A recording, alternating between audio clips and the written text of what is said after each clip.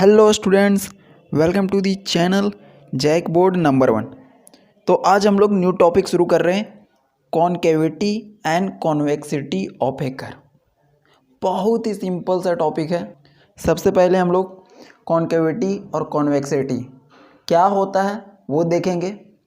उसके बाद इसके ऊपर वर्किंग रूल देखेंगे। तो सबसे पहले कॉनकेविटी of A curve and convexity of A curve का डेफिनेशन हम लोग समझने वाले हैं। और ये वर्ड कॉनकेविटी का मतलब क्या होता है, तो सबसे पहले हम लोग दो ही टर्म समझना है, एक अपवर्ड और एक डाउनवर्ड। अपवर्ड एंड डाउनवर्ड दो चीज़ समझना आप लोगों को। सिर्फ अपवर्ड का मतलब ऊपर और डाउनवर्ड का मतलब नीचे। डाउनवर्ड इसका मतलब होता है नीचे, राइट। तो इसी को हम लोगों को समझना है। तो सबसे पहले कॉनकेविटी, और आप लोगों को सिर्फ एक टर्म को ध्यान रखना है, कॉनकेविटी को। उसके बाद जस्ट अपोजिट इसका ये कॉन्वेक्सिटी हो जाएगा। तो हम लोग सिर्फ एक टर्म को समझेंगे, दूसरा अपने आप समझ में आ जाएगा। तो देखिए, सबसे पहला है कॉनकेव। कॉनकेव कॉनकेविटी से ही बना है, concave upward, right. Concave upward इसको बोलते हैं कॉनकेव अपवर्ड, और इसी का नाम है कॉन्वेक्स डाउनवर्ड। इसी को बोला जा सकता है कॉन्वेक्स, ये वाला कॉन्वेक्स डाउनवर्ड, या तो कॉनकेव अपवर्ड या फिर इसी का नाम है कॉन्वेक्स डाउनवर्ड। ये होता क्या है, सिंपल सा, अगर कोई कर्व बनाया गया है, जैसे कि ये एक्स एक्सिस है, ये वाई एक्सिस है। अगर कोई कर्व ऐसे करके बनाया गया है, y is equal to f of x नाम का एक कर्व है, राइट। यहाँ से a इसका एक पॉइंट है और एक पॉइंट b है। तो a से b के बीच में एक कर्व बनाया गया है जिसका नाम y is equal to f of x है। और अगर इसके ऊपर हम लोग एक टेंजेंट ड्रॉ करते हैं, अगर इस टेंजेंट के ऊपर ये पूरा का पूरा कर्व रहेगा तो उसको हम लोग कनकेव अपवर्ड कहेंगे। अगर कर्व टेंजेंट के ऊपर रहे तो कनकेव अपवर्ड कहेंगे, और उसी का दूसरा नाम है कॉन्वेक्स डाउनवर्ड। एग्जाम में आप लोगों को कनकेव से रिलेटेड ज़्यादा क्वेश्चन पूछेगा, तो आप लोगों को कनकेव याद रखना है। कॉनकेव अपवर्ड का मतलब जब सभी कर्व के ऊपर का जितना भी पॉइंट होगा वो टेंजेंट के ऊपर होगा। यहाँ पे हम लोग एक टेंजेंट ड्रॉ किए हैं, इस टेंजेंट के ऊपर ये कर्व का जितना भी पॉइंट्स है वो टेंजेंट के ऊपर है। तो ये क्या है, कॉनकेव अपवर्ड, सिंपल सा। और इसी का नाम क्या है, कन्वेक्स डाउनवर्ड। तो इसका डेफिनेशन लिख लीजिए, a curve is said to be, a curve is said to be a concave upward. A curve is said to be a concave upward, जिसका नाम क्या है, कॉन्वेक्स डाउनवर्ड भी हम लोग कह सकते हैं, कन्वेक्स डाउनवर्ड। आप लोग भी ब्रैकेट में बंद करके लिखिएगा कि a curve is said to be concave upward, या फिर जिसको बोलते हैं कॉन्वेक्स डाउनवर्ड, अगर जिसको इंग्लिश में इफ बोलते हैं, if all the points of the curve, अगर कर्व के ऊपर जितना भी पॉइंट होगा लाई करेगा, लाई मतलब उसके ऊपर रहेगा, lie above any tangent to it on that interval। तो जो मैंने बोला उसको लिखवा दिया गया है कि कॉनकेव अपवर्ड क्या होता है, अगर कोई कर्व टेंजेंट के ऊपर हो, या फिर कोई कर्व का जितना भी पॉइंट होगा वो टेंजेंट के ऊपर हो, तो उसको कनकेव अपवर्ड बोला जाता है। और उसी का नाम है कन्वेक्स डाउनवर्ड। अपोजिट करके, कन्वेक्स डाउनवर्ड। तो एक curve is said to be concave upward if all the point of the curve, अगर कर्व के ऊपर का जितना भी पॉइंट है lies above any tangent to it on that interval. यहाँ पे इट 2 बार लिखा गया, 1 बार लिखना है। On that interval is called concave upward. Simple सा। कॉनकेव डाउनवर्ड क्या होगा? दूसरा देखिए, 2 ही वर्ड समझना था, एक है अपवर्ड, एक है डाउनवर्ड। तो यहाँ पे concave downward, concave downward, right. तो इसको हम लोग क्या बोल सकते हैं? दूसरा नाम दे तो कॉन्वेक्स के टर्म में हो जाएगा कॉन्वेक्स अपवर्ड। ये ध्यान रखना है, कॉनकेव डाउनवर्ड और इसी का नाम है कॉन्वेक्स अपवर्ड। कॉन्वेक्स के रूप में ये अपोजिट हो जाएगा, जैसे कि कॉनकेव अपवर्ड था तो कॉन्वेक्स के रूप में डाउनवर्ड हो गया, और यहाँ पे डाउनवर्ड था तो अपवर्ड हो गया। इसमें क्या होगा कि जो भी कर्व होगा ना, जो भी कर्व होगा, ये है curve y is equal to f of x का, तो ये कर्व है वो इस टेंजेंट के नीचे बनेगा। ये एक टेंजेंट ड्रॉ किया गया है इस पॉइंट पे, तो ये पॉइंट पे जो टेंजेंट बनाया गया है उसके नीचे अगर कर्व बने तो उसको हम लोग क्या बोलेंगे? कॉनकेव डाउनवर्ड, जिसका हम लोग नाम दे सकते हैं एक और कॉन्वेक्स अपवर्ड।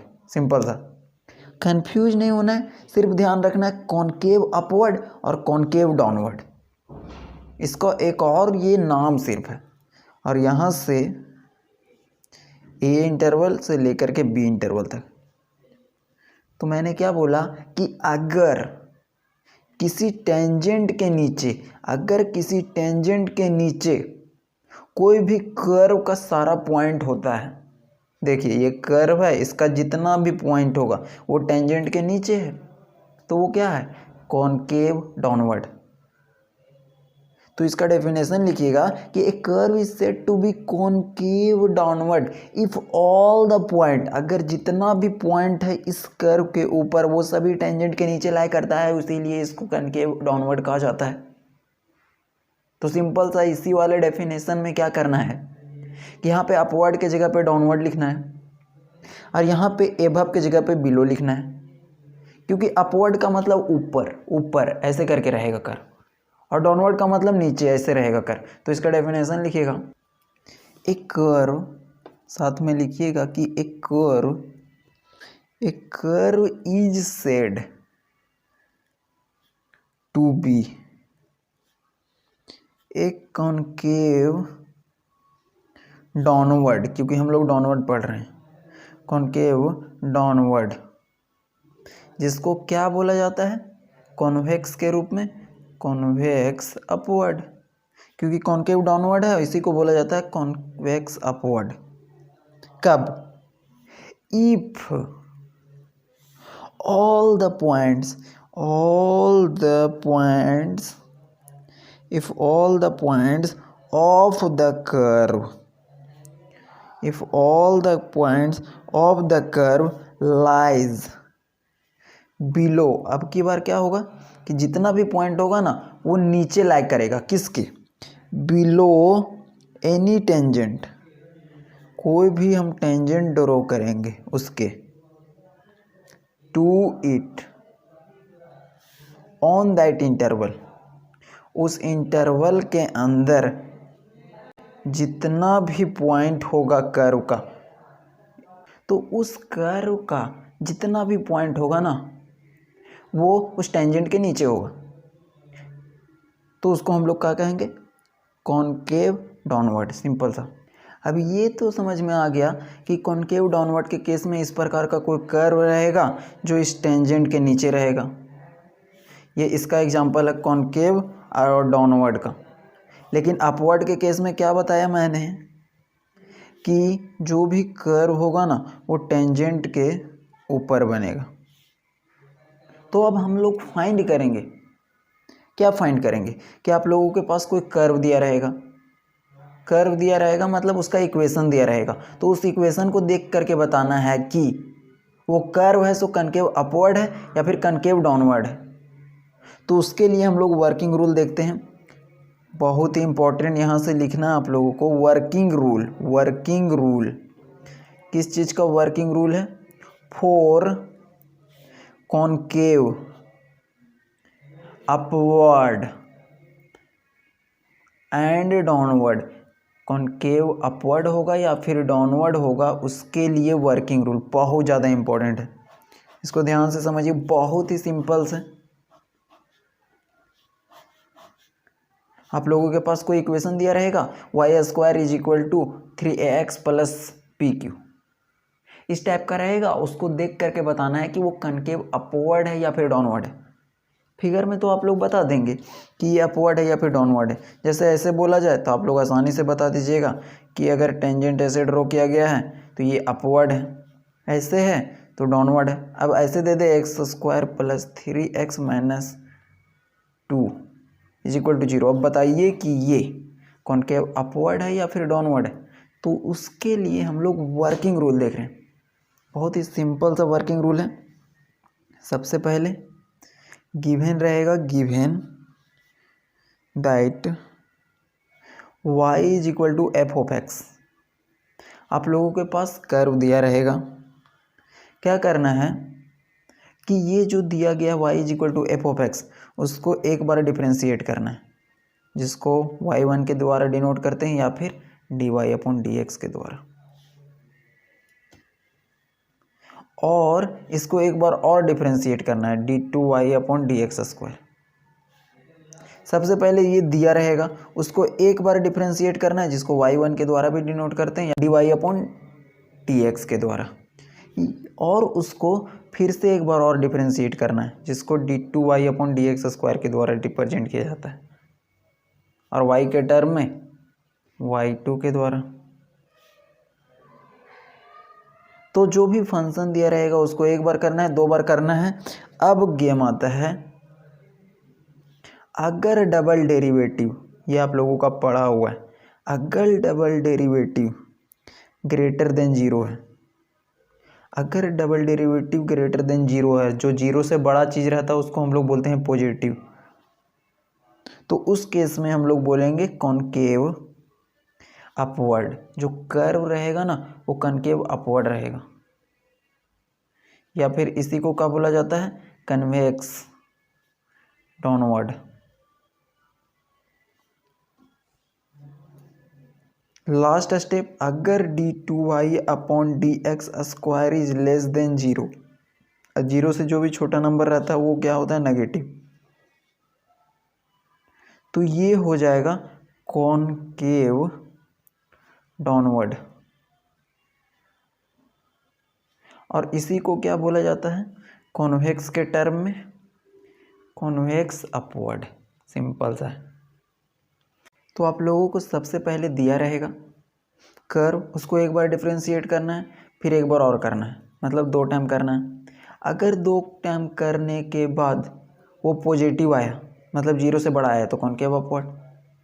अगर 2 बार करने के बाद नेगेटिव आया, मतलब 0 से छोटा आया, तो कॉनकेव डाउनवर्ड। सिंपल सा। तो चलिए, इतना आप लोगों को समझ में आ गया होगा। अब इसके ऊपर 1-2 क्वेश्चंस करते हैं, ताकि आप लोगों को आइडिया लग जाए कि कैसे किसी भी कर्व को कनकेव अपवर्ड कहेंगे या फिर कनकेव डाउनवर्ड कहेंगे। राइट, तो चलिए देखते हैं। क्वेश्चन नंबर 1 कि चेक कीजिए कि गिवन कर्व है वो कनकेव अपवर्ड है या फिर कनकेव डाउनवर्ड है। तो चलिए लिखिए साथ में आप लोग। देखिए क्वेश्चन नंबर 1 को बोल रहा है कि कनकेव अपवर्ड है या फिर कनकेव डाउनवर्ड है। क्या चीज़? Curve. Check that the given curve is concave upward और डाउनवर्ड। तो यहाँ पे पहला नंबर में दिया गया y is equal to e to the power x। ये कैसा फंक्शन है? एक्सपोनेंशियल फंक्शन है। राइट, तो यहाँ पे आप लोगों का एक्सपोनेंशियल फंक्शन दिया गया है, y is equal to e to the power x। Check करना है कि ये कॉनकेव अपवर्ड है या फिर डाउनवर्ड है। तो सिंपल सा आप लोगों को वर्किंग रूल में क्या बताएं, 4 स्टेप में काम करना है। पहला गिवन दिया रहेगा, दूसरा में एक बार डेरिवेटिव, फिर दूसरा बार करना है, तीसरा में अगर y2 इज ग्रेटर देन 0, और चौथा में अगर y2 इज लेस देन 0, अगर ग्रेटर देन 0 होगा तो कॉनकेव अपवर्ड, लेस देन 0 होगा तो कॉनकेव डाउनवर्ड। ये अभी पीछे लिखवाया गया, राइट। तो ये पीछे का काम है। सॉल्यूशन में आते हैं।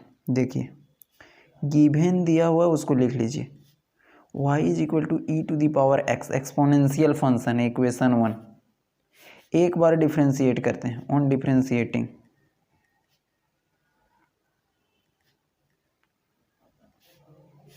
1, तो इसका डिफ्रेंशिएशन 1 टाइम करेंगे तो dy upon dx, dy upon dx is equal to e to the power x। उसके बाद क्या बोले थे कि एक बार और करना है, तो चलिए एक बार और कर लेते हैं। अगेन डिफ्रेंशिएटिंग,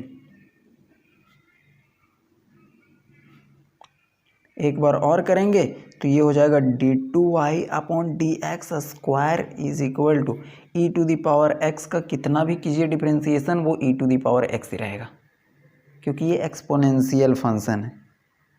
और हम लोग जानते हैं कि e to the power x exponential function, ये एक्सपोनेंशियल फंक्शन है ना, वो हमेशा ग्रेटर देन 0 रहता है। E to the power x is always greater than 0, मतलब हमेशा पॉजिटिव होता है।